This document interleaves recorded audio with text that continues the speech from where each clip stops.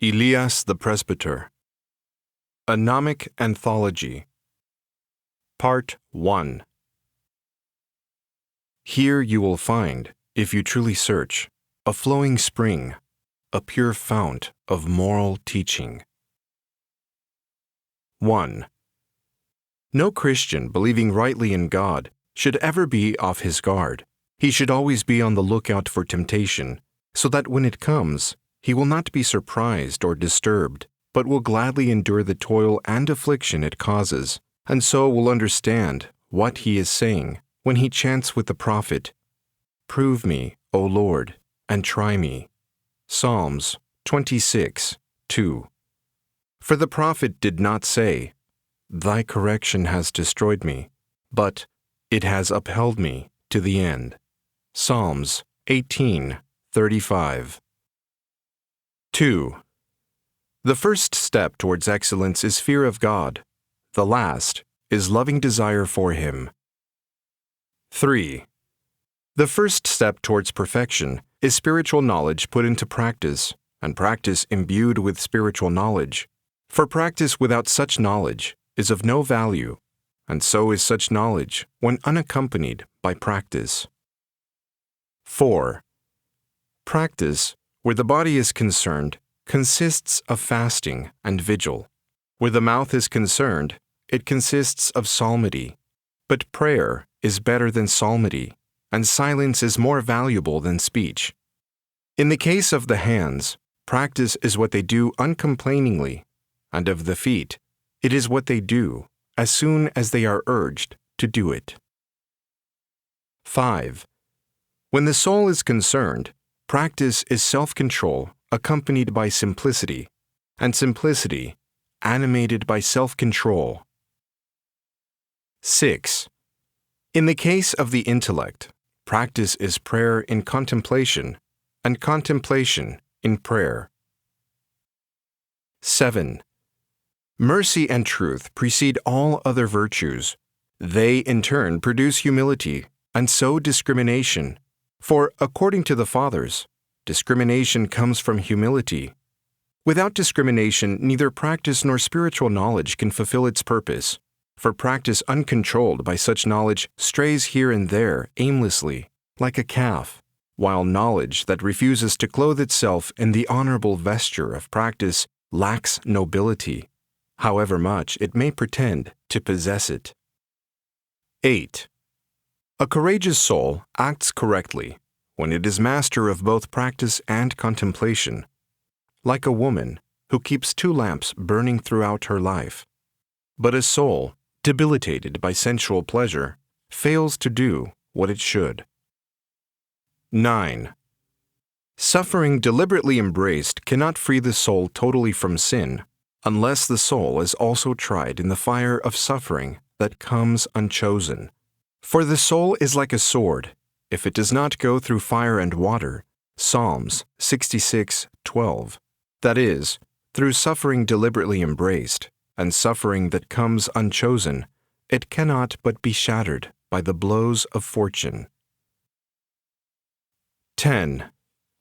Trials and temptations subject to our volition are chiefly caused by health, wealth, and reputation, and those beyond our control by sickness, material loss, and slander. Some people are helped by these things, others are destroyed by them.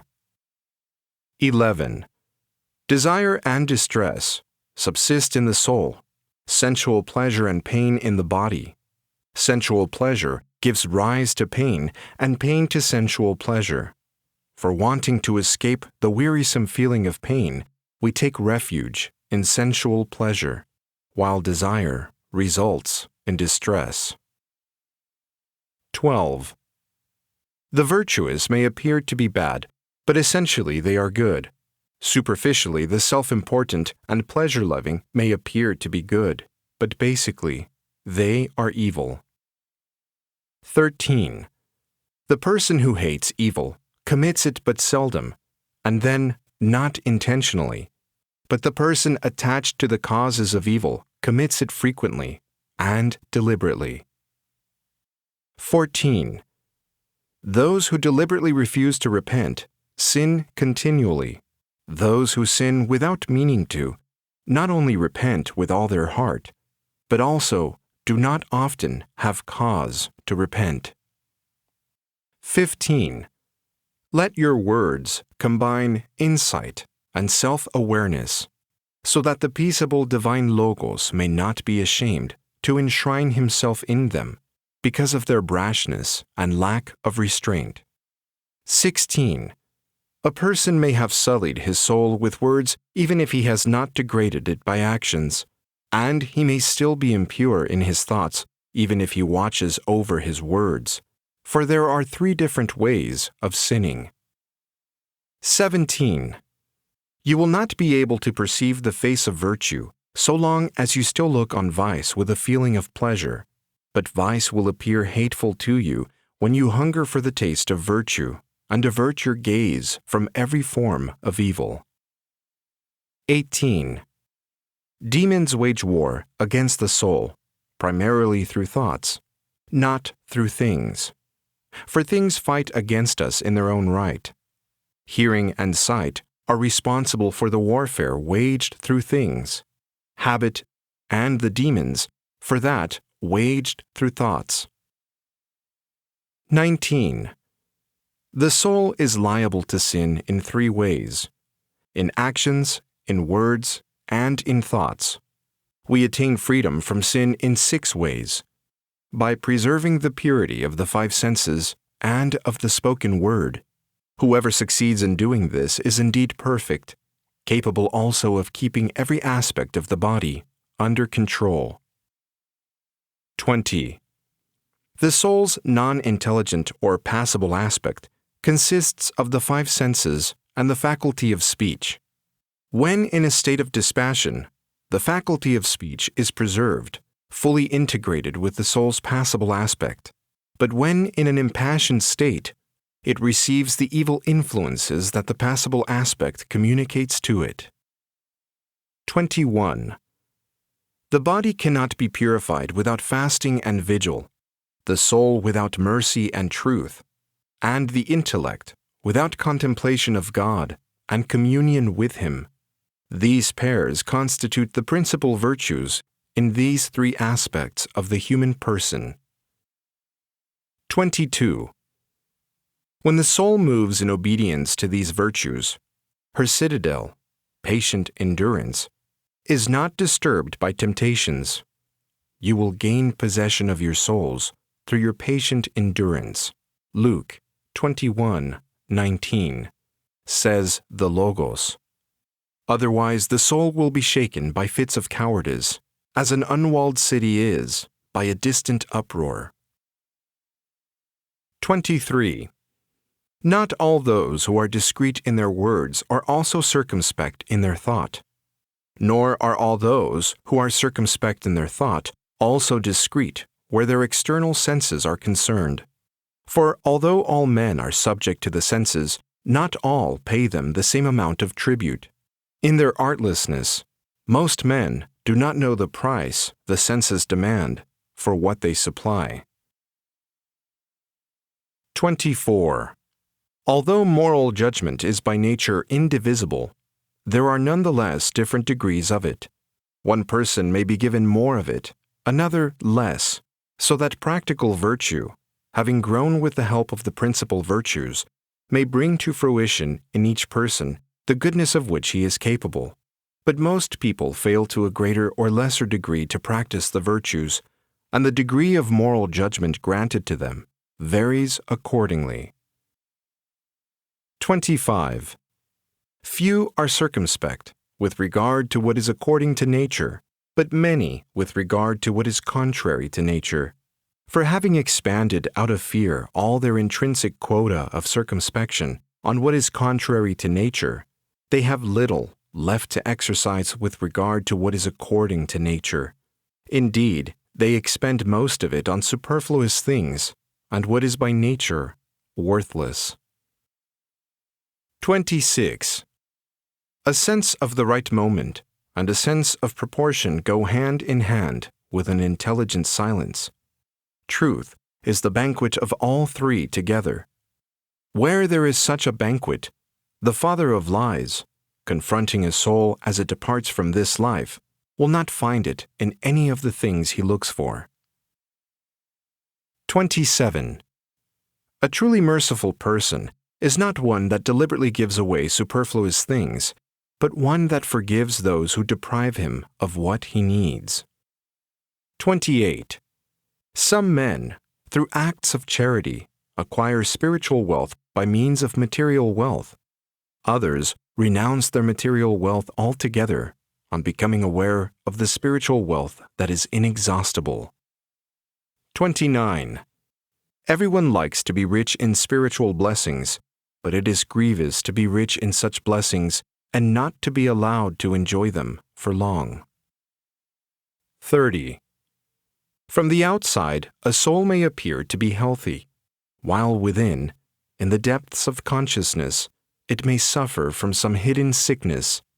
It can be healed from the outside through being pierced by reproof, and from within through the renewal of the intellect. Whoever, then, rejects such reproof, and shamelessly continues to lie on his bed in the sick room of lethargy, is a fool. 31. Do not be angry with a person who unwittingly operates on you like a surgeon.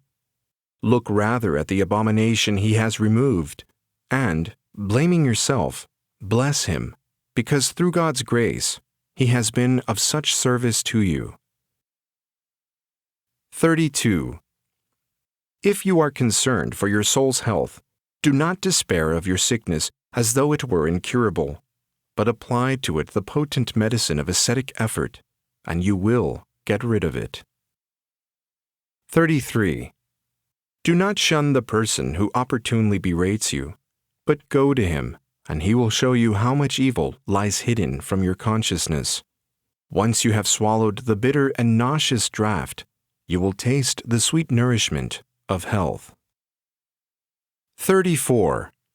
The greater the pain that you feel, the more you should welcome the person whose reproof makes you feel it, for he is bringing about within you that total purification without which your intellect cannot attain the pure state of prayer. 35. When you are reproved, you ought either to remain silent, or else gently to defend yourself to your accuser, not indeed in order to gain his approval, but to let him rise up in case he has stumbled by reproving you in ignorance. 36. If someone is rightly offended with you, but you repent before he calls on you to do so, you lose nothing. But if you repent only after you have been asked to, you forfeit half the harvest. If you never cause estrangement by giving offense to others, you recover all the seed that you sowed. But if you always put the blame on yourself, you gain in addition more than you originally laid out. 37. A haughty person is not aware of his faults, or a humble person of his good qualities. An evil ignorance blinds the first, an ignorance pleasing to God blinds the second. 38. As regards his good qualities, the proud man does not want to be compared with his equals. But as regards his failings, he is quite content to be compared with those worse than himself. 39. Reproof strengthens the soul, whereas praise debilitates it and makes it even more sluggish in its spiritual struggle. 40. The substance of wealth is gold, of virtue, humility. Just as he who lacks gold is poor, even though this may not be outwardly apparent, so the spiritual aspirant who lacks humility is not virtuous. 41. Lacking gold, a merchant is not a merchant, even though he may be very skillful in trading. Similarly, lacking humility, a spiritual aspirant will never possess the joys of virtue, however great the confidence he places in his own intelligence. 42. The higher a man ascends in humility, the lower he appears in his own eyes. But if he lacks humility, the higher he appears. The humble man does not wish to be compared even with the most lowly, and is grieved when he is given first place at table. See Luke 14, 7-10. 43. It is good for the spiritual aspirant to regard a task as beyond him, but to be in his actions superior to this diffidence.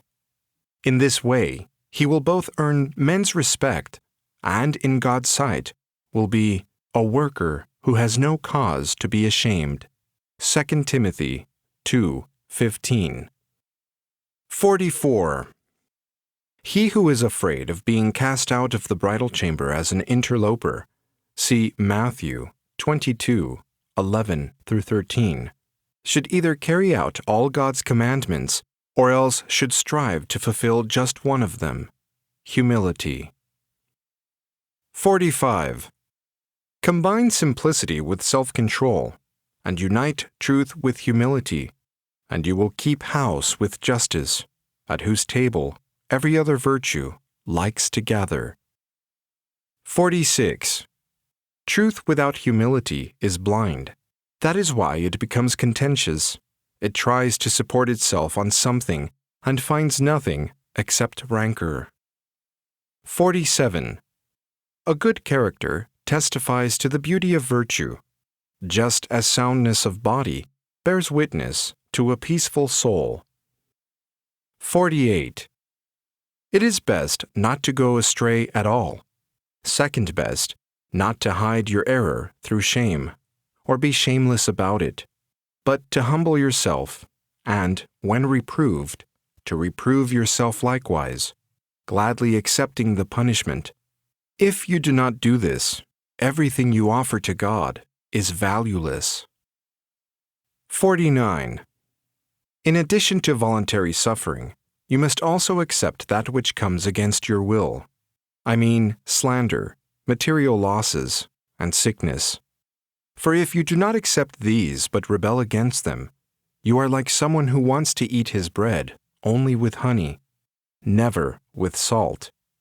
Such a man does not always have pleasure as his companion, but always has nausea as his neighbor. 50. He who washes his neighbor's garment with inspired words, or who sews it up by contributing to his needs, has the outward appearance of a servant, but is really a master. But when he acts in this way, he must be careful to do so truly as a servant, lest by growing conceited, he loses both his reward and his proper rank.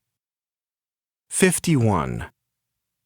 Just as faith gives substance to the things for which we hope, see Hebrews 11:1. So moral judgment gives substance to the soul and humility to virtue, and it is extraordinary how things perfect in themselves become imperfect when deprived of the qualities that should be associated with them. 52. The Lord will guard your going out and your coming in. Psalms 121:8. That is, He will enable you by means of self-control to watch over the food you take in and the words you give out. For the person who exercises self-control over food and speech escapes the desire that enters through the eyes and calms the anger that issues from a disordered mind. The spiritual aspirant must exercise the greatest care and exert himself in every way in relation to these two passions. By so doing, he will strengthen his practice of the virtues and put his contemplation on a sound basis. 53. Some are most careful about the food they take in, but negligent about the words they give out. To adapt Ecclesiastes 11:10, such men do not know how to remove anger from the heart or desire from the flesh. Only through the removal of these things is a pure heart established within us by the renewing of the Spirit. See Psalms 51:10. 54. You can achieve frugality by lowering the quantity of your food, and sinlessness in speech by raising the quality of your silence. 55. Sear your loins by abstaining from food, and prove your heart by controlling your speech, and you will succeed in bringing the desire and incentive powers of your soul into the service of what is noble and good. 56. Sexual desire diminishes in the spiritual aspirant once the body has passed its prime, but gluttony continues unless properly disciplined. You must try to prevent the disgrace of the effect by removing its cause. Otherwise, in the life to come, you will be found lacking in the virtue of self-control and will be covered with shame. 57. The ascetic has to know when and by means of what foods to treat the body as an enemy, when to encourage it as a friend, and when to succor it as an invalid.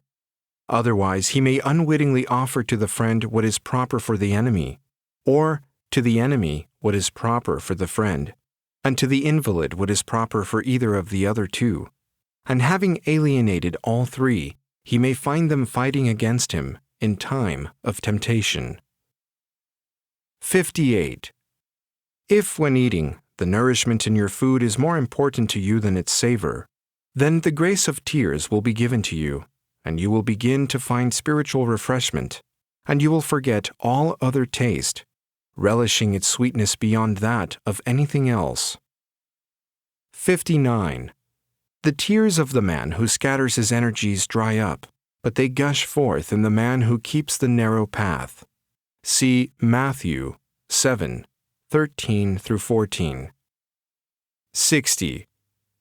Neither the sinner nor the righteous man is free from remorse. The first because he has not altogether abandoned evil, the second because he has not yet attained perfection. 61. Among the things that lie within our power are the virtues of prayer and silence. Among the things that depend for the most part not on us, but on the constitution of the body, are fasting and vigil. Hence, the spiritual aspirant must try to attain whatever is more accessible to him. 62. Patience is the house of the soul, for in it the soul is safeguarded. Humility is the soul's wealth, for the soul is nourished through it. 63. If you do not bear criticism patiently, you will not be honored with praise. If before indulging in pleasure you reflect on the pain inherent in it, you will escape the distress to which it gives birth. 64. Do not fetter yourself to a small thing, and you will not be enslaved to a greater one, for the greater evil is built up only on the basis of the smaller. 65. By being mindful of greater evils, you will also be fearful of smaller ones. But if you give way to the greater evils, you will shamefully indulge in the lesser as well. 66. You will not be able to attain the greater virtues until you have fully achieved those which lie within your power. 67. In those in whom mercy and truth prevail, everything is godlike, for truth judges no one without mercy, while mercy never manifests compassion apart from truth. 68. Having united simplicity and self-control, you will experience the blessing which their union produces. 69. You will not be able to cut down the passions attacking you unless you first leave untilled the soil from which they are fed. 70. Some try to purify only the matter of the body, others that of the soul as well. The first gain a certain control with regard to the actual committing of a sin, the second with regard to the passion behind it, but extremely few gain control over the underlying desire. 71. Passionateness is the evil matter of the body, self-indulgence that of the soul, impassioned craving that of the intellect. Touch is responsible for the first, the rest of the senses for the second, and a perverse disposition for the third. 72. The self-indulgent man is close to the impassioned man, and the man of impassioned craving to the self-indulgent man. Far from all three is the dispassionate man. 73. The impassioned man is strongly prone to sin in thought, even though for the time being he does not sin outwardly. The self-indulgent man actually commits the sin suggested in thought, even though he suffers inwardly. The man of impassioned craving is given over freely, or rather, servilely, to the various modes of sinning. The dispassionate man is not dominated by any of these degrees of passion. 74. Passionateness is removed from the soul through fasting and prayer, self-indulgence through vigil and silence, and impassioned craving through stillness and attentiveness. Dispassion is established through remembrance of God. 75. Words of eternal life drop from the lips of dispassion like honey from a honeycomb. See Song of Songs 4:11. Who then is worthy of touching her lips with his own, of lying between her breasts? See Song of Songs 1:13. And smelling the fragrance of her clothes. See Song of Songs 4:10-11. That is to say, of rejoicing in the laws of the virtues, which are, it is said, superior to all the perfumes perceived by the senses. 76. Many may be stripped of the coat of self-love, but few of the coat of worldly display, while only the dispassionate are free from self-esteem, the last coat of all. 77. Every soul will be stripped of the visible body, but only the soul that has indulged but sparsely in the pleasures of this life will be stripped of the body of sin. 78. All who live will die, but to sin will die only those who have consciously hated it. 79. Who will see himself stripped of sin prior to the ordinary death of the body? And prior to the future stripping, who is there that knows himself and his own nature?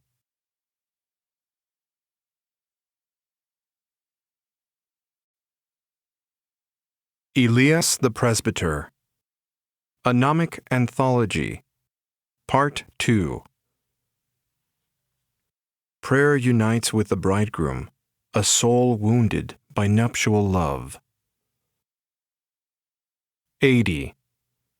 The deiform soul, placed as it is on the frontier between sensible and spiritual light, is enabled through the former to see and do what pertains to the body, and through the latter, what pertains to the spirit. But as a result of man's inveterate habit of mind, the light of the spirit has grown dim within the soul, whereas the light of the sensible world shines more brightly within it. Consequently, it cannot fix its attention totally on things divine, unless it is wholly united with intelligible light during prayer.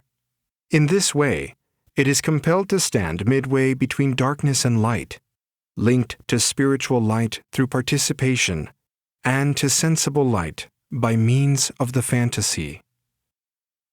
81. An intellect subject to passion cannot penetrate the narrow gate of prayer until it abandons the cares to which it has attached itself. So long as it remains continually occupied with bodily matters, it will inflict suffering on itself. 82. Let prayer inhere in the intellect, as a ray in the sun. If the intellect lacks prayer, then worldly cares, like clouds driven about by the wind and bringing no rain, Jude, verse 12, deprive it of its native luminosity. 83. Strength to pray lies in the deliberate privation of food, and strength to go without food lies in not seeing or hearing about worldly things, except when strictly necessary.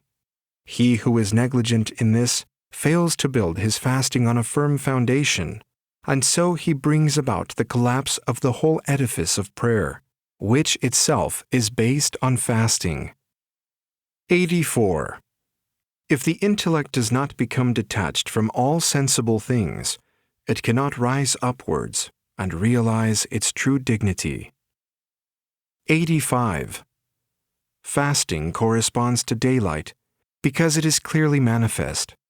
Prayer corresponds to night because it is invisible. He who practices each of these rightly, the one in conjunction with the other, will attain his goal, the city from which pain, sorrow, and sighing have fled away. Isaiah 35:10. 86. Spiritual work can exist even without bodily labor. Blessed therefore is the man who regards spiritual work as superior to physical work. Through the first, he makes up for any deficiency where the second is concerned, because he lives the hidden life of prayer that is manifest to God. 87.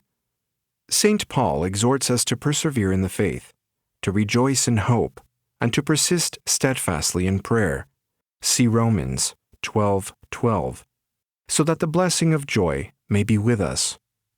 If this is so, then he who fails to persevere lacks faith, and he who does not rejoice lacks hope. For he has abandoned prayer, the source of joy, by not persisting in it. 88. If the intellect has become so closely attached to worldly thoughts through its inveterate involvement with them, how intimate would it not become with prayer if it prayed unceasingly? For it is said, "The intellect will flourish in whatever it makes its constant occupation." 89. Because of long absence from its true home, the intellect has forgotten the luminosity it enjoyed there. Hence, it must once more become oblivious to things in this world and hasten back to its true home through prayer. 90. Sometimes, prayer will fail to bring spiritual refreshment to the intellect, just as a mother's breast, when they cease to give milk, will not solace her child. At other times, the intellect in prayer is like a child that sleeps contentedly in its mother's arms. 91. In the contrite bridal bed of the virtuous life, the bride, prayer, says to her lover, "I will give you my breasts, if you dedicate yourself wholly to me." See Song of Songs 7:12. 92. You cannot become intimate with prayer unless you have renounced all material things. 93. During prayer, alienate yourself from everything except life and breath if you want to be with the intellect alone. 94.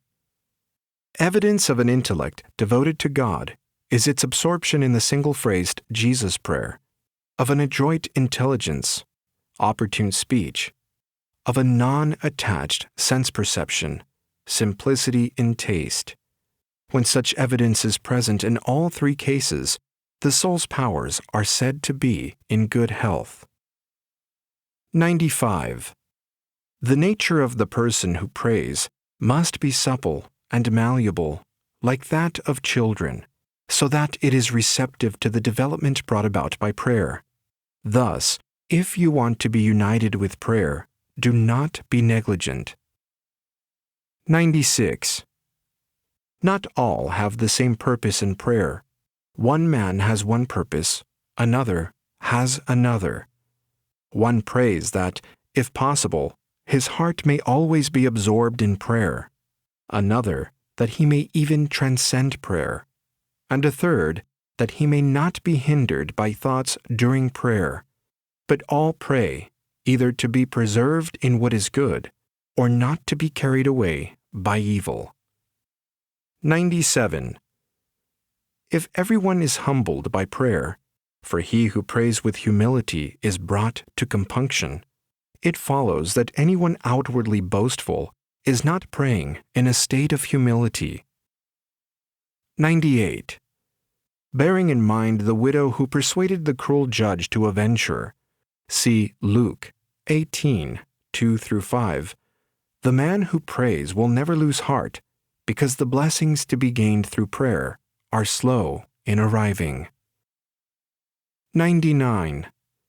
Prayer deserts you if you give attention to thoughts within it and to conversations without. But if you largely ignore both in order to concentrate on it, it will return to you. 100. Unless the words of prayer penetrate to the soul's depths, no tears will moisten your cheeks. 101. Corn will spring up for the farmer who has hidden seed in the earth. Tears will flow for the monk who diligently attends to the words of prayer. 102. The key to the kingdom of heaven is prayer. He who uses this key as he should sees what blessings the kingdom holds in store for those who love it. He who has no communion with the kingdom gives his attention merely to worldly matters.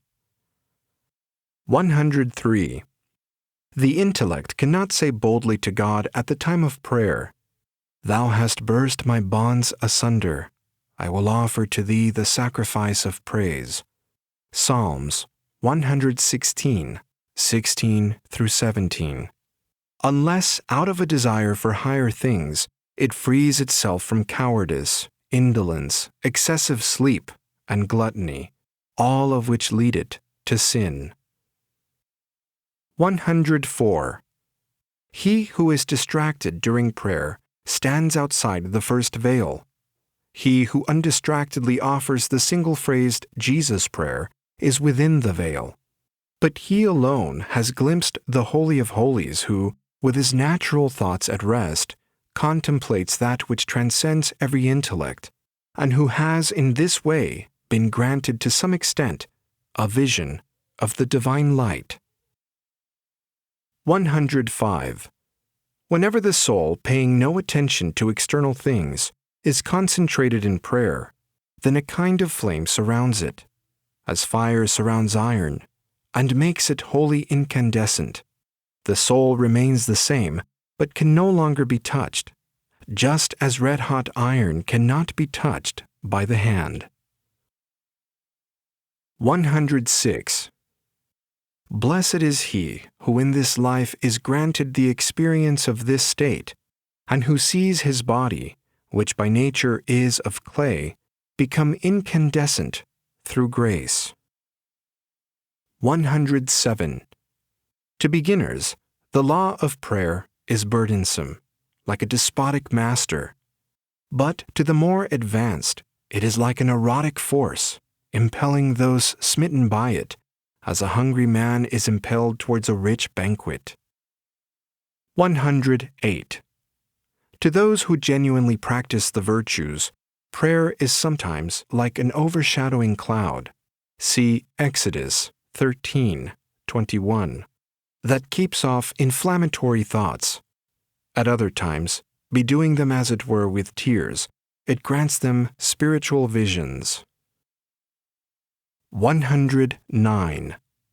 The music of the lute sounds sweet to the outer ear, but a soul in which during prayer there is no sound of mystical invocation in the spirit has not attained true compunction.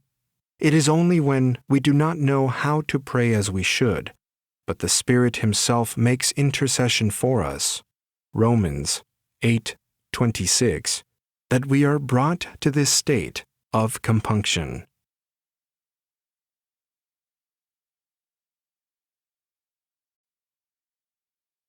Ilias the Presbyter, A Gnomic Anthology, Part 3.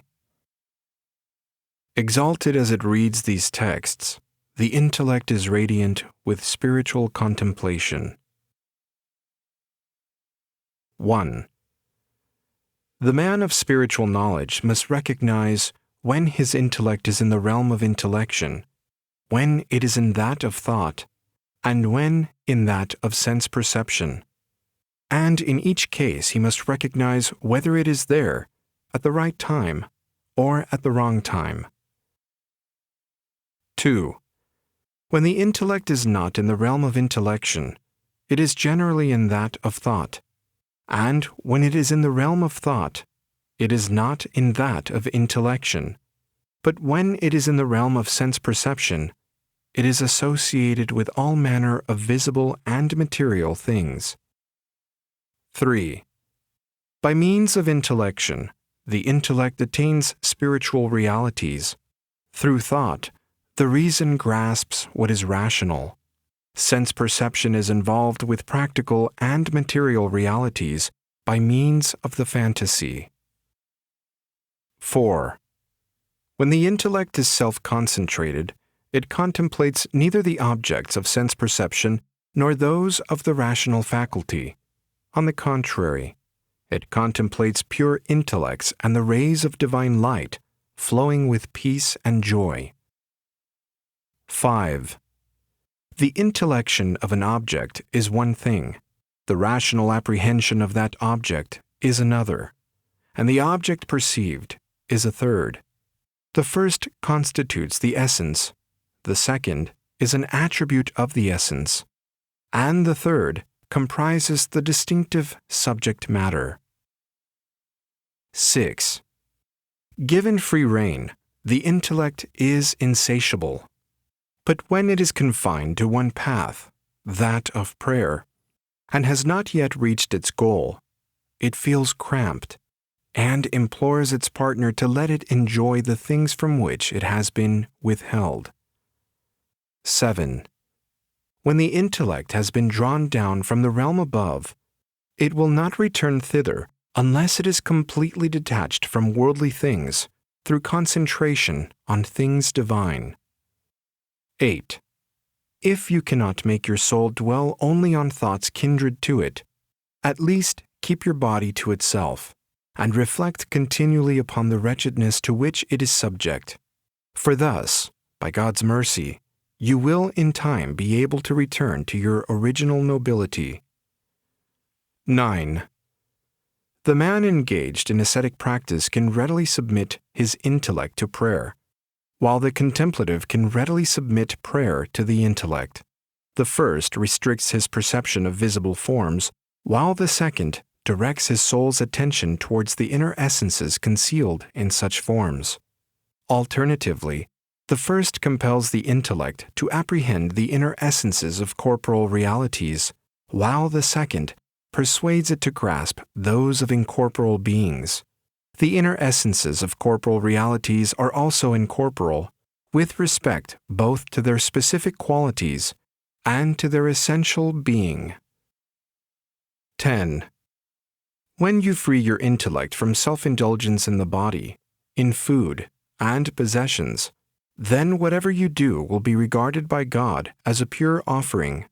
In exchange, the eyes of your heart will be opened, and you will be able clearly to meditate on the divine principles inscribed within it, and their sweetness to your spiritual taste will be greater than that of honey.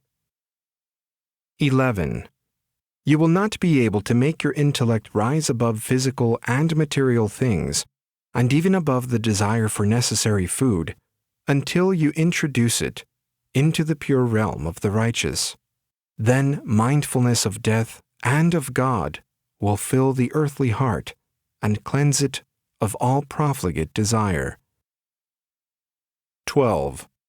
There is nothing more fearful than the thought of death, or more wonderful than remembrance of God, for the first induces the grief that leads us to salvation, and the second bestows gladness. I remembered God, says the prophet, and I rejoiced. Psalms 77:3. And Sirach says, Be mindful of your death, and you will not sin. Ecclesiasticus 7:36. You cannot possess the remembrance of God until you have experienced the astringency of the thought of death. 13.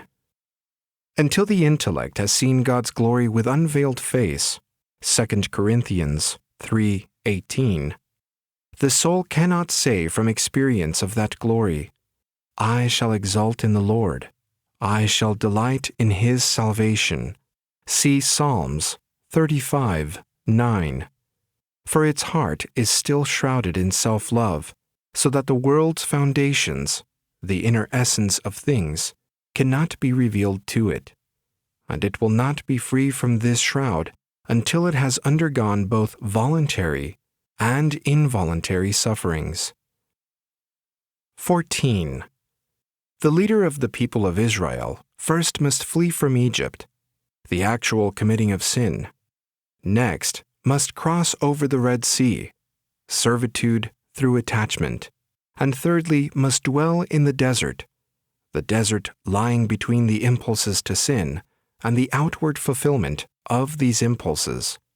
Only then, sending ahead his visual and visionary force, can he spy out the promised land. Dispassion. See Joshua 2:1. 15. Those who dwell in the desert, those who abstain from the actual committing of evil, possess the blessings of the promised land only by hearsay. Those who have spied out these blessings with the soul's perception have attained the contemplation of visible things. But those who have been privileged actually to enter the promised land feed in full consciousness on the milk and honey that flows within it. See Exodus 3:8. That is to say, on the inner essences of both corporal and incorporeal realities. 16. A man still subject to physical impulses has not yet been crucified with Christ. See Galatians 2:20. And if he still drags natural thoughts along with him, he has not yet been buried with him. How then can he be raised up with Christ to live in newness of life? 17. The three most comprehensive virtues of the soul are prayer, silence, and fasting. Thus, you should refresh yourself with the contemplation of created realities when you relax from prayer, with conversation about the life of virtue when you relax from silence, and with such food as is permitted when you relax from fasting. 18. So long as the intellect dwells among divine realities, it preserves its likeness to God, being filled with goodness and compassion. When it descends to the realm of things perceived by the senses, provided its descent has been opportune and apt, it can give and receive experience, and then, strengthened by this, it can return to itself.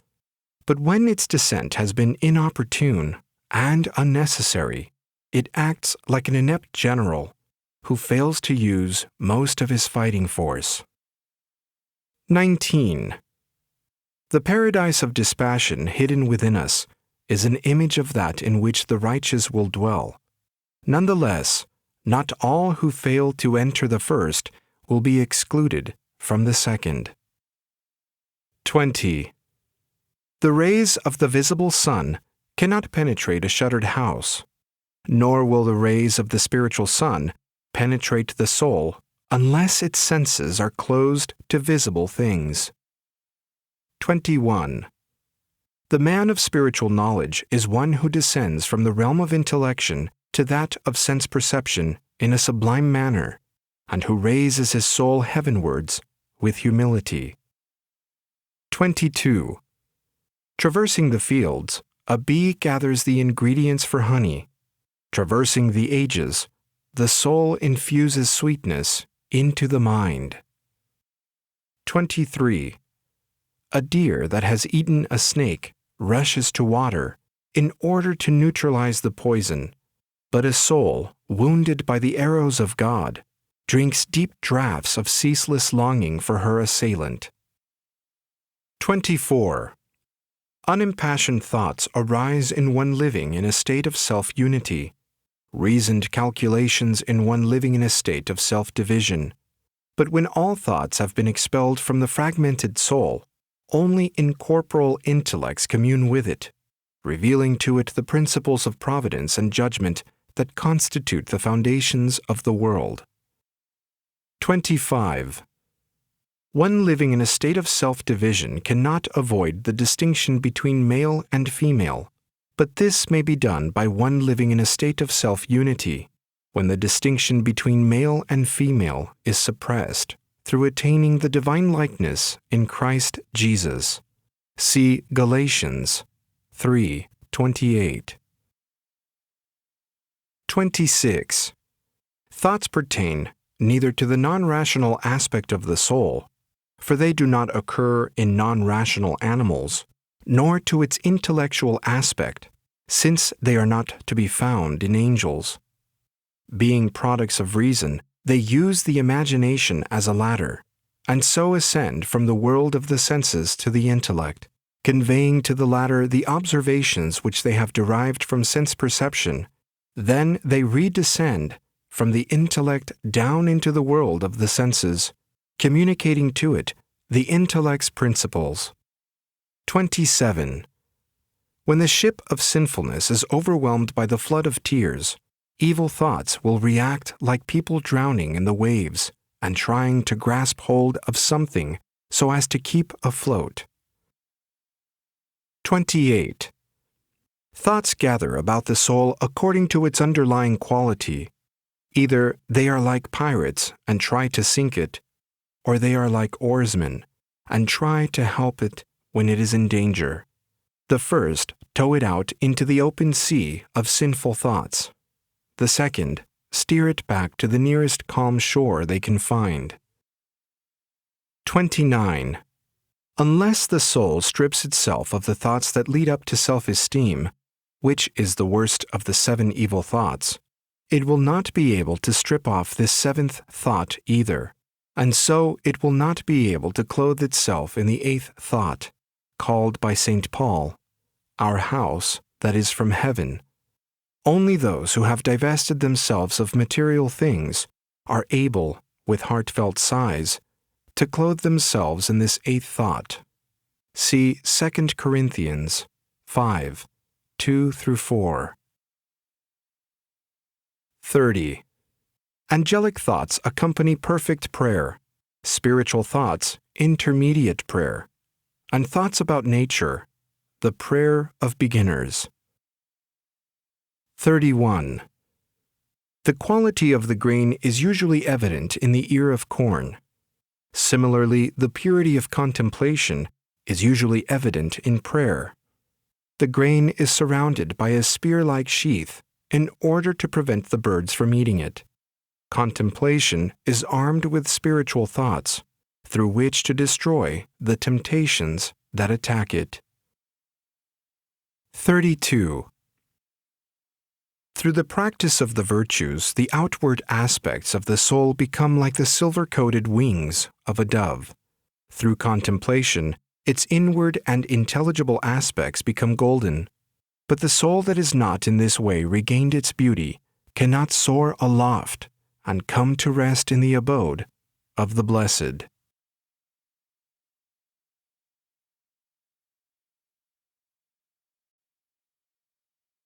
Ilias the Presbyter. A Gnomic Anthology. Part 4. Here is a meadow full of the fruits of spiritual practice and contemplation. 33. In olden times, men were instructed to offer in the temple the first fruits of the threshing floor and the winepress. See Numbers 18:12. Likewise, we ought now to offer God self-control and truth as the first fruits of ascetic practice, and love and prayer as the first fruits of the virtue of contemplation. Through the first, we repulse the assaults of mindless desire and anger. Through the second, we vanquish empty thoughts and the snares into which they lead us. 34. The first stage of ascetic practice is marked by self-control and truthfulness, the intermediate stage by moderation and humble-mindedness, the final stage by freedom from thoughts and the sanctification of the body. 35. Ascetic practice consists not merely in managing to do what is right, but also in doing it rightly. The doer must concern himself with timeliness and congruity. 36. To contemplate is to perceive not only the existing state of corporal realities, but also the ultimate goal of their inner principles. 37. Ascetic practice cannot be consolidated without contemplation, and contemplation cannot be genuine without ascetic practice, for practice must be based on intelligence, and contemplation on practice.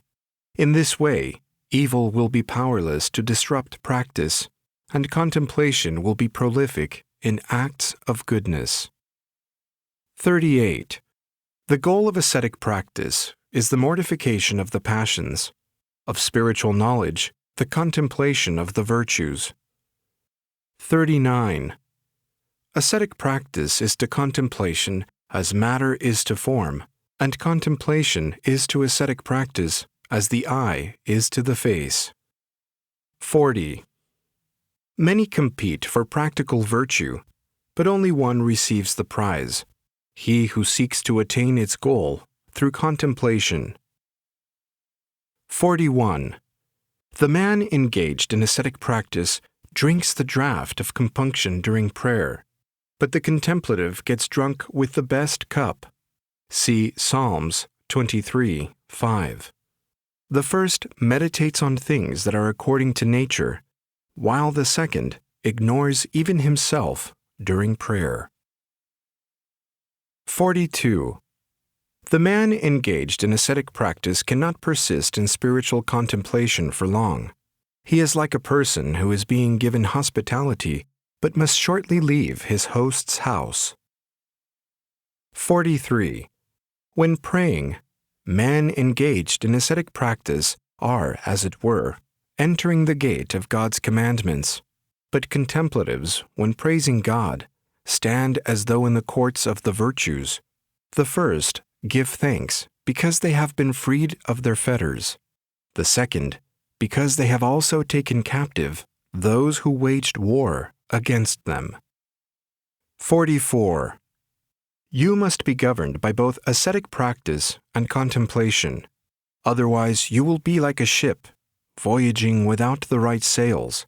Either it risks being overturned by the violence of the winds because its sails are too large, or it fails to take advantage of the breeze because they are too small.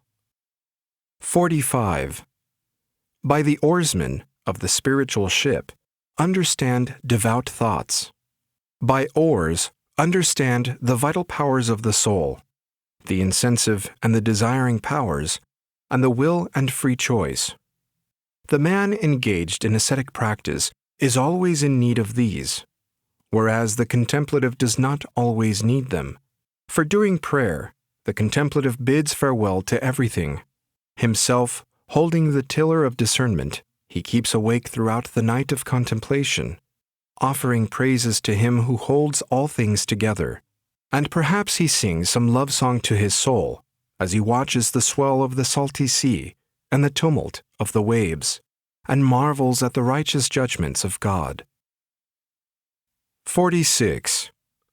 The person at a stage intermediate between ascetic practice and contemplation does not make the voyage entirely by means of oars, nor entirely by means of spiritual sails, but with the aid of both. Because he possesses a measure of contemplation, he gladly endures the hardships of ascetic practice, and because he is assisted by ascetic practice, he equally accepts the reasons for the shortcomings of his contemplation. 47. The contemplative, with his will assisted by nature as though by a current, voyages without difficulty, but the man engaged in ascetic practice, finding his resolution undermined by his attachment to sensible things, is much troubled by the waves of his thoughts. Indeed, he almost falls into despair because of their violence. 48. Land that is not well tilled is unlikely to yield a good crop of clean grain, and unless the man engaged in ascetic practice proceeds diligently and without ostentation, he will not enjoy a bountiful harvest of good clean fruit as the result of his prayer. 49. The mind engaged in the unremitting practice of prayer is like well-trodden earth. Such earth will be smooth and welcoming to tender feet, while the mind will then be untarnished and receptive to pure prayer. 50. In relation to material things, the intellect is assisted by thought, but in relation to immaterial things, thought, unless repudiated, will be like a thorn in the flesh. 2 Corinthians 12:7. To the intellect. 51. The man engaged in ascetic practice finds that during prayer, the knowledge of sensible things covers his heart like a veil, which he is unable to remove because of his attachment to these things. Only the contemplative man, owing to his non-attachment, can to some degree see the glory of God with unveiled face. 2 Corinthians 3:18. 52. Prayer combined with spiritual contemplation constitutes the promised land in which there flows like milk and honey. Exodus 3:8. The spiritual knowledge of the principles of God's providence and judgment. Prayer combined with a certain measure of natural contemplation is Egypt, in which those who pray still encounter the memory of their grosser desires. Simple prayer is manna in the desert. See Numbers 11:7. Since it is unvarying, this manna does not disclose to the impatient the promised blessings for which they long, but for those who persevere with such restricted food, it imparts most excellent and abiding nourishment. 53. Ascetic practice combined with contemplation is like the body united to its ruling spirit. Without contemplation, it is like flesh dominated by a spirit of self-will. 54. Sense perception is the forecourt of the deiform soul. The reason is her temple, and the intellect her high priest. The intellect is to be found in the forecourt when held captive by inept thoughts, in the temple when circumscribed by thoughts that are apposite. When it is free from both, it is privileged to enter the holy sanctuary. 55. There is a sound of grief and lamentation in the house of the soul still at the stage of ascetic practice, because of the suffering it endures. But in the house of the contemplative soul, a voice of exaltation and thanksgiving, Psalms 42:4, is heard because of its spiritual knowledge. 56. On account of his sufferings, the man engaged in ascetic practice wants to leave this life and to be with Christ. The contemplative, on the contrary, is quite content to remain in the flesh, both because of the joy that he receives from prayer and because of the use that he can be to his fellow men. See Philippians 1:23-24. 57.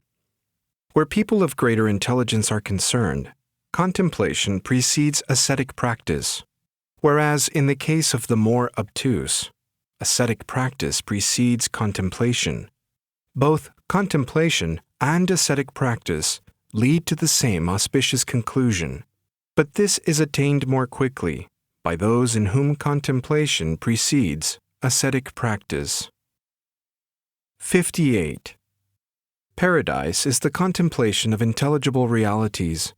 During prayer, the man of spiritual understanding enters into it as into his own home, but the man engaged in ascetic practice is like a passer-by. He wants to look in, but is prevented by the wall of his spiritual immaturity. 59.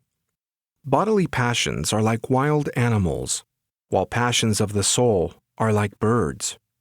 The man engaged in ascetic practice can keep the animals out of the noetic vineyard, but unless he enters into a state of spiritual contemplation, he cannot keep the birds away, however much he strives to guard himself inwardly. 60. The man engaged in ascetic practice cannot rise above ethical propriety unless he goes beyond the natural law, as Abraham went forth from his own land, and beyond his own limited state of development, as Abraham left his kinsmen.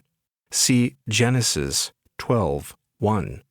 In this way, as a mark of God's approval, he will be liberated by the all-embracing hold of pleasure, for it is this veil of pleasure wrapped around us from our birth that prevents us from receiving complete freedom. 61. When spring comes, a colt cannot bear being confined to the stable and feeding out of the manger. Similarly, the newly initiated intellect cannot long bear being confined to prayer. Like the colt, it would gladly go out into the fields of natural contemplation, there to devote itself to psalmody and spiritual reading. 62. Ascetic practice girds the soul's vital powers with fasting and vigil, while contemplative virtue keeps the spiritual powers burning like lamps by means of silence and prayer. The vital powers have the reason as their tutor. The spiritual powers have the indwelling Logos as their bridal escort. 63. The uninitiated intellect is not permitted to enter the ripe vineyard of prayer. It is given access only, and barely, to the literal repetition of the Psalms, as a poor man is allowed to glean the small grapes left on the vines. 64. Just as not all those who have audience with a king can also dine with him, so not all those who have attained a certain familiarity with prayer will rise to contemplation during it. 65. Apt silence bridles anger, moderation in food bridles mindless desire, and the single-phrased Jesus prayer bridles unruly thought. 66. The man who dives into the sea for pearls will fail in his efforts unless he first strips off his clothes. Similarly, the man who plunges into the sea of spiritual knowledge in search of the pearl of wisdom will fail to find it unless he strips himself of his attachment to the world of the senses. 67. The intellect that encloses itself within the mind during prayer is like a bridegroom conversing with the bride inside the bridal chamber, but the intellect that is not allowed to enter stands dejectedly outside, crying, "Who will lead me into the walled city?" Psalms 60:9. Who will guide me until I no longer see vanities and delusions during prayer? 68. As food without salt is to the taste, so is prayer without compunction to the intellect. 69. The soul still in pursuit of prayer is like a woman in the pains of childbirth, but the soul that has attained prayer is like a woman who has given birth and is full of joy on account of her child. 70. In olden times, the Amorites used to come down from the mountain and attack those trying to force their way through. See Deuteronomy 1:44. In our days, evil forgetfulness repulses those who, before attaining purity, attempt to rise to higher form-free prayer. 71. The demons are extremely hostile to pure prayer. Moreover, it is not the host of psalms that can terrify them, as an army might terrify an external enemy. It is the alliance of the intellect with the reason, and of the reason with sense perception. 72. Prayer, free from passion, is like sustaining bread to those who pray. Prayer combined with some degree of contemplation is like nourishing oil, and prayer that is free of forms is like sweet-smelling wine. Those who drink deeply of this wine are wrapped out of themselves. 73. It is said of the wild ass that it scorns the crowds in the city, and of the unicorn that it cannot be fettered by anyone. See Job 39:7-9. Similarly, the intellect, having mastered thoughts both natural and contrary to nature, mocks their vanity, and during prayer cannot be dominated by any of the objects of sense perception. 74. Shaking a stick at dogs provokes their fury. Forcing oneself to pray in purity provokes the fury of the demons. 75. The spiritual aspirant must restrain his senses through frugality and his intellect through the single-phrased Jesus prayer. Having in this way detached himself from the passions, he will find himself caught up to the Lord during prayer. 76. Those who indulge their passions, being materially minded, are distracted during prayer by their thoughts as by frogs. Those who restrain their passions are gladdened during prayer by the changing forms of contemplation, which are like nightingales moving from one branch to another. But in the dispassionate there is silence and great quiescence of both thought and intellection during prayer. 77. In olden times, when Miriam, the sister of Moses, saw the fall of the enemy, she took up a timbrel and led the women who sang the victory songs. See Exodus 15, 20-21. In our days, when the soul overcomes the passions, love, the highest of the virtues, rises up to praise it. As though taking up the lyre, it embarks upon the contemplation that long ago has been appointed for it, as a hard-won addition to its beauty, and it ceaselessly glorifies God, rejoicing with its sister virtues. 78. When through continuous prayer, the words of the Psalms are brought down into the heart, then the heart, like good soil, begins to produce by itself various flowers, roses, the vision of incorporeal realities, lilies, the luminosity of corporal realities, and violets, the many judgments of God, hard to understand.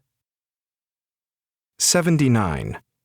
A flame gives light so long as it is wedded to matter, but the soul becomes God's shrine only when free from matter. The flame rises up so long as it has something to burn on. The soul is raised upward until it is consummated in divine love. 80. A soul that has denied itself completely and has been raised above creation wholly to the realm of prayer does not descend whenever it wishes. It descends when he who weighs and measures all our affairs judges it to be right. 81. When listlessness is expelled from the soul and malice from the mind, then the intellect, naked in simplicity, innocent and totally stripped of the veil of shame, sings a new song to God, with joyful gratitude celebrating the forefeast and inauguration of the life to come. 82. When the soul that prays begins to respond to the higher divine realities, then, like the bride in the Song of Songs, it sings to its companions, "My beloved stretched his hand through the opening, and my womb trembled because of him." Song of Songs 5:4. 83. As a soldier returning from war unburdens himself of his arms, so the man engaged in ascetic practice unburdens himself of thoughts, when he attains to contemplation. For as the first has no need of arms except in time of war, so the second has no need of thoughts, unless he reverts to the things apprehended by the senses. 84. The man engaged in ascetic practice sees corporal realities in terms of their relations. The contemplative sees them in terms of their nature. Only the spiritually illumined grasp the inner principles of what the other two perceive. 85. Incorporeal realities may be apprehended in the logoi, or inner principles of corporal realities, but in incorporeal realities may be apprehended the supra-essential logos, to whom every diligent soul urgently strives to return. 86. The inner principles of corporal realities are concealed like bones within objects apprehended by the senses. No one who has not transcended attachment to sensible things can see them. 87. A soldier casts off his arms when he has ceased fighting. The contemplative casts off thoughts when he returns to the Lord. 88. A general becomes despondent when he fails to capture any booty in war.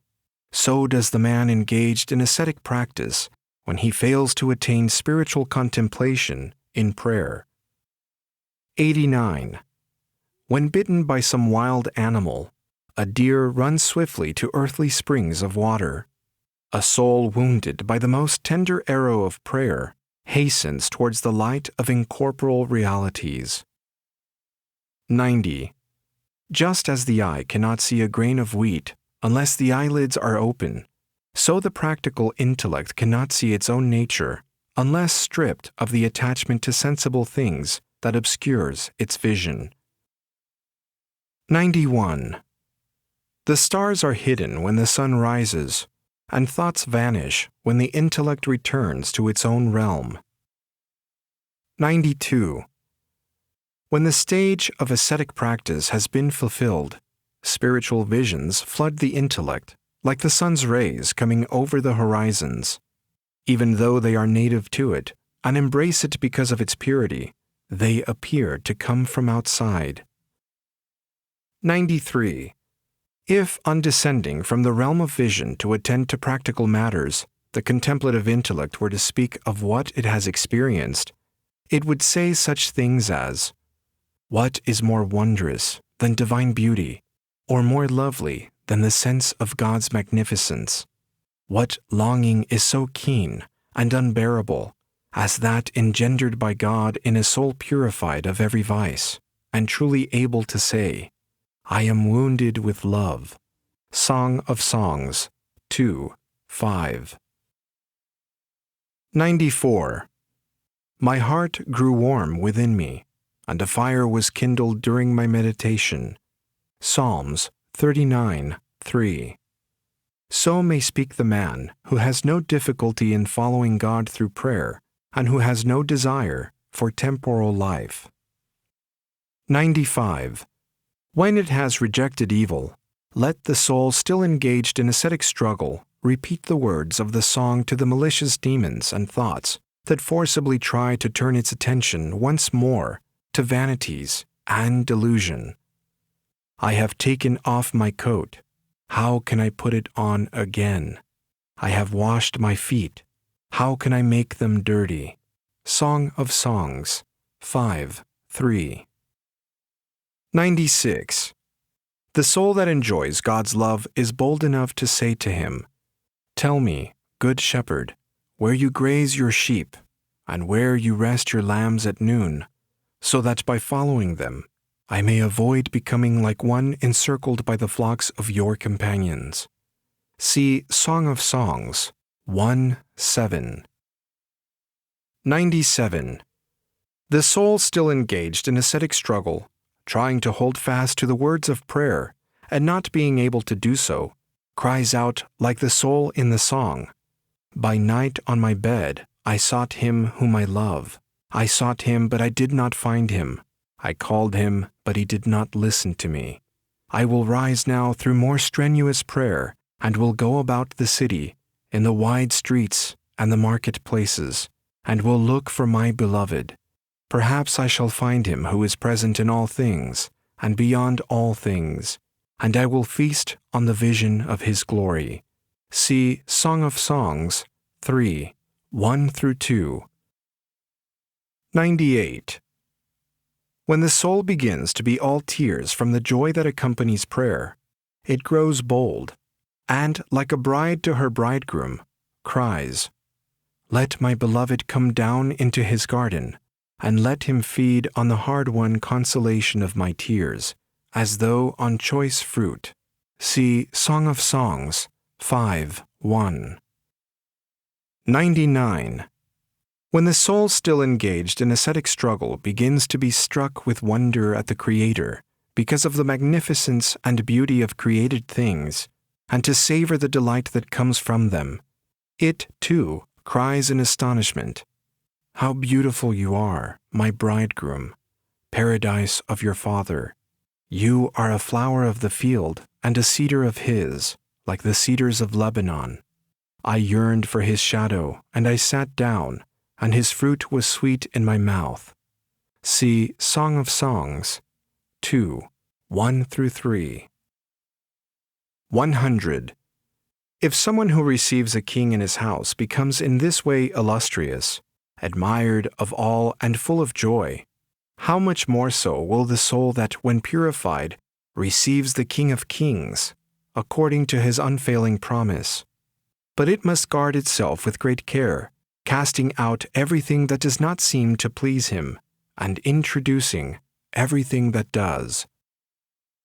101. If a person is expecting to be summoned tomorrow by the king, will he have any concern other than to consider what he will say in order to please the king?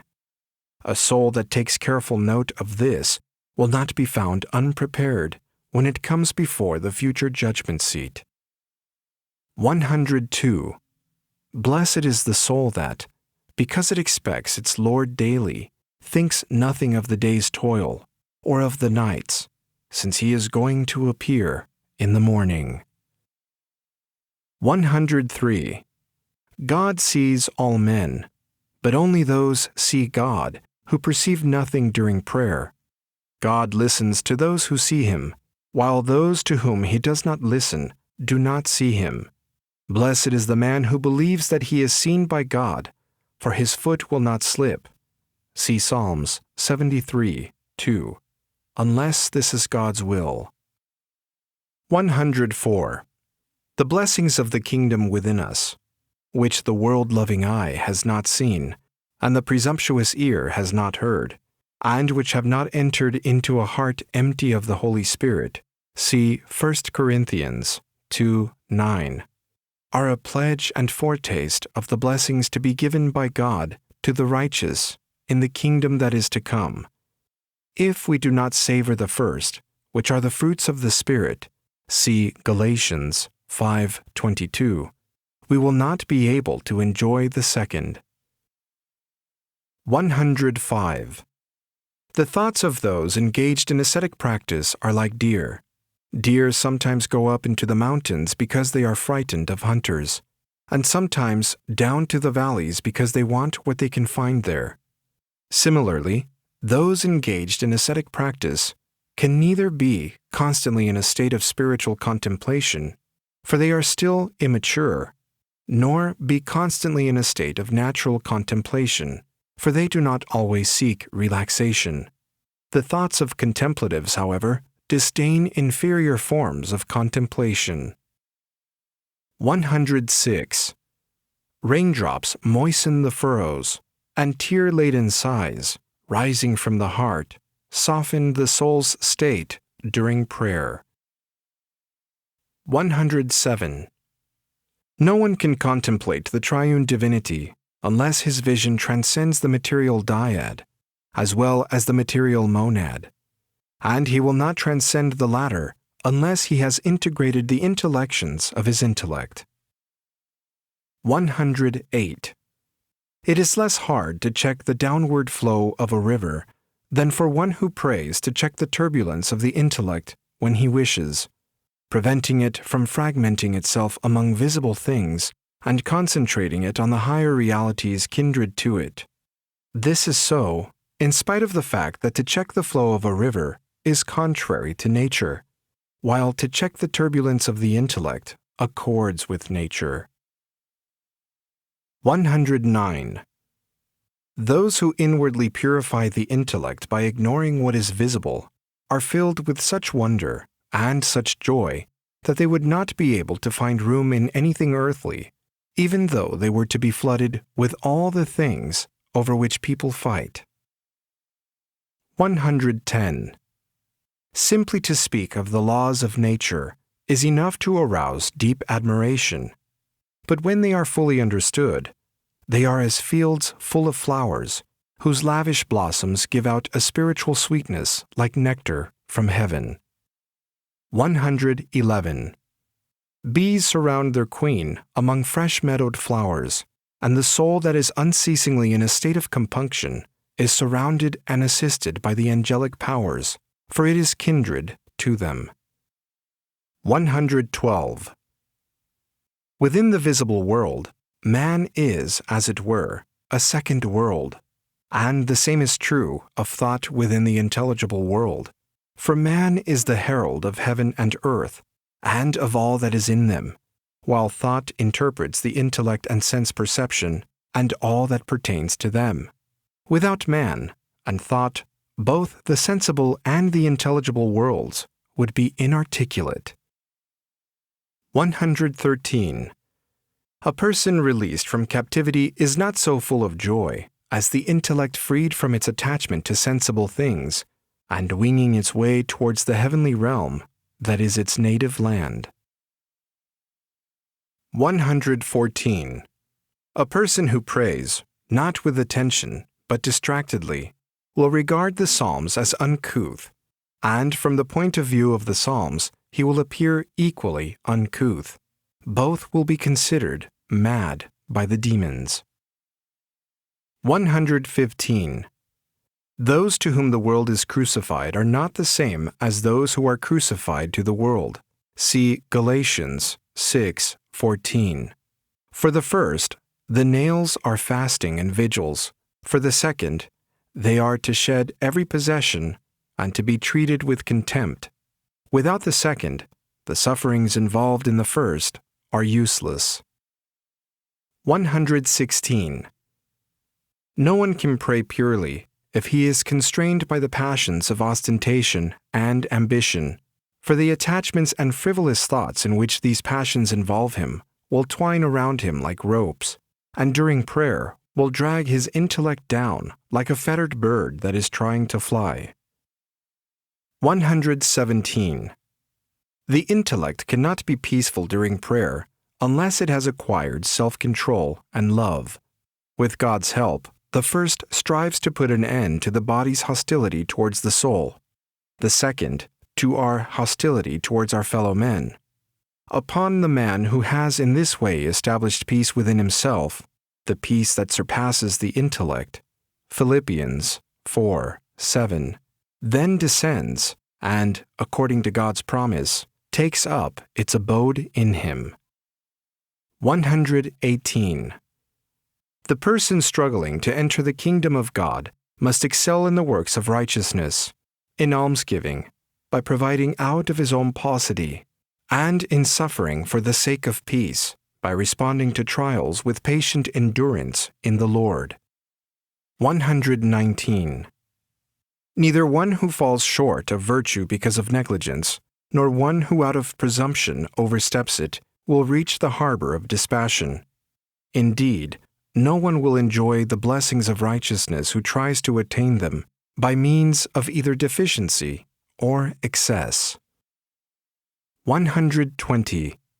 Land cannot make a farmer wealthy merely by yielding the equivalent to the grain which he has sown, or even by adding to it slightly.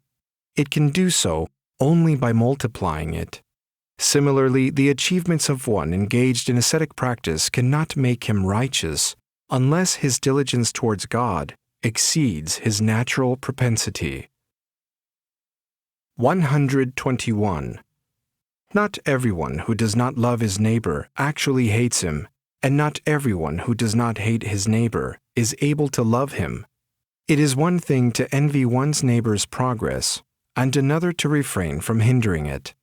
The height of malice consists not simply in being galled at one's neighbor's superiority, but also in traducing his qualities by saying that they are not good at all.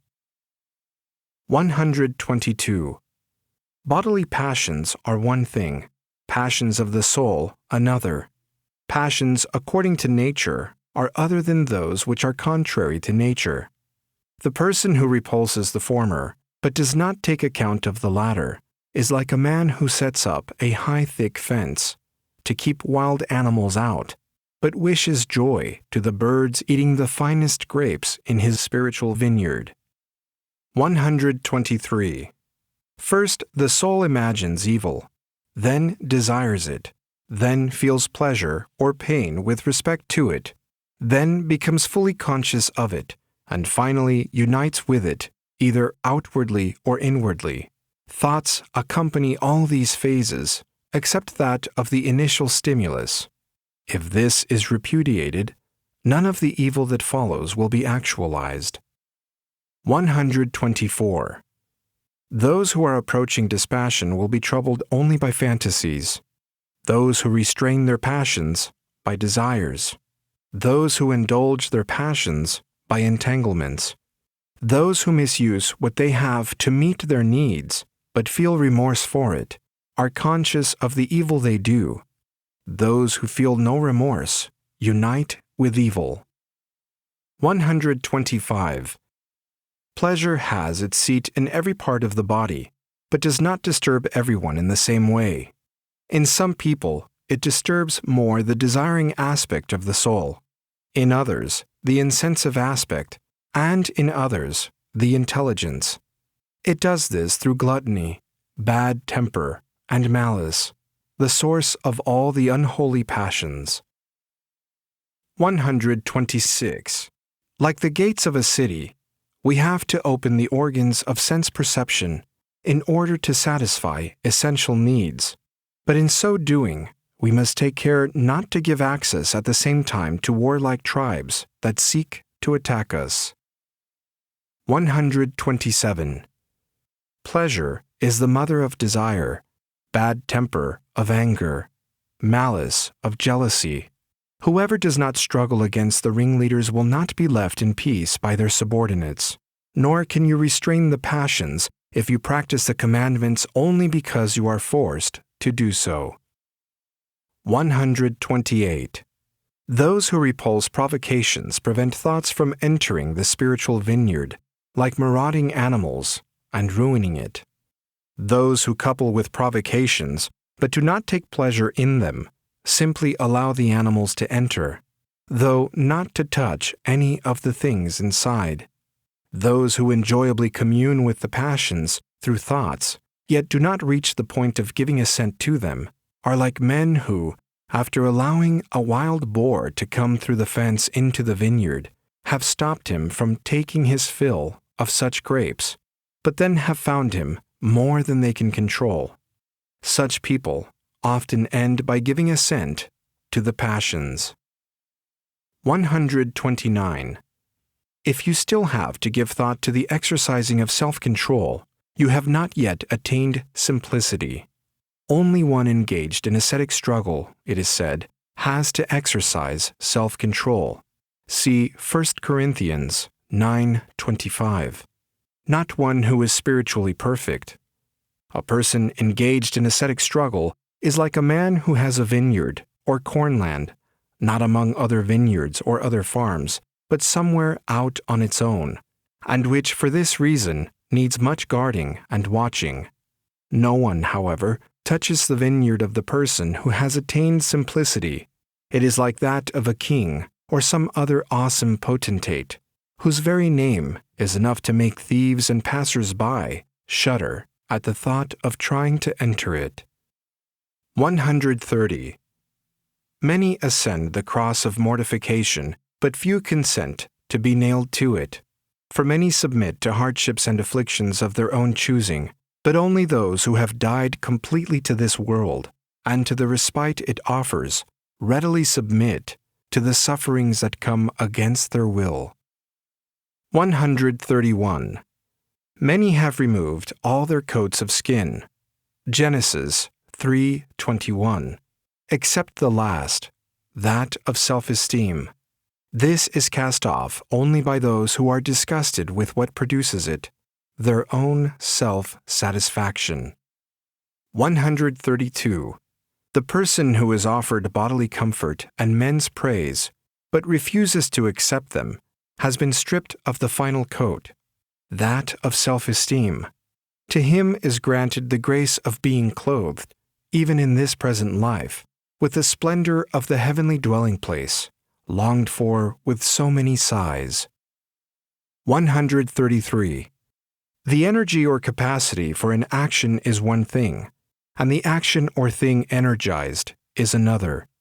A sin actually committed is an example of the second, while some form of self-indulgence that is activated only inwardly, not outwardly, is an example of the first. Someone dominated by such self-indulgence is like a person who, although not turned out of his own property, yet has to pay tribute to others who control what he holds dear. 134. When the sense of taste is the chief purveyor of pleasure, the other senses are bound to follow in its wake. This is so even if the reproductive organs of those who are less hot-blooded, such as the elderly, appear to be unmoved and free from excitement because they have dried up. Yet the sterile woman who commits adultery will not be judged chaste from the fact that she does not produce children. We would say that only the person free from passion within and not seduced by what he sees is entirely chaste. 135. The state of the desiring aspect of the soul is revealed through food, gestures, and speech, through what appeals and what does not appeal, through taste, sight, and hearing, both by the use it makes of them and by the way it misuses them, and even by the neutral attitude it adopts toward them. 136. Where fear does not lead the way, thoughts will be in a state of confusion, like sheep that have no shepherd. Where fear leads the way or goes with them, they will be under control and in good order within the fold. 137. Fear is the son of faith, and the shepherd of the commandments. He who is without faith will not be found worthy to be a sheep of the Lord's pasture. 138. Some possess only the rudiments of spiritual qualities. Some possess them partially, while others possess them in a complete form. The first are like an ordinary soldier, the second like an officer without any money. The soldier can barely defend his home from those who try to damage it, while the officer is not treated with due respect when he meets others. 139. Those who exhort us, imperfect as we are, to indulge the pleasures of the palate, act like people who encourage us to reopen wounds that are healed, or to scratch an itch because of the enjoyment it gives, or to eat foods which increase fever, or to fence off our spiritual vineyard, but to allow the impulses of the flesh to enter like a wild boar and devour our good thoughts like grapes. We must not give way to them, nor must we yield to the inopportune flattery of men and passions. Rather, we must strengthen the fence through self-control, until the wild animals, the carnal passions, stop their howling, and vain thoughts no longer descend like birds and despoil the vineyard of our soul, rich as it is with the contemplative vision bestowed on it by our Lord Jesus Christ. To him be glory throughout the ages. Amen.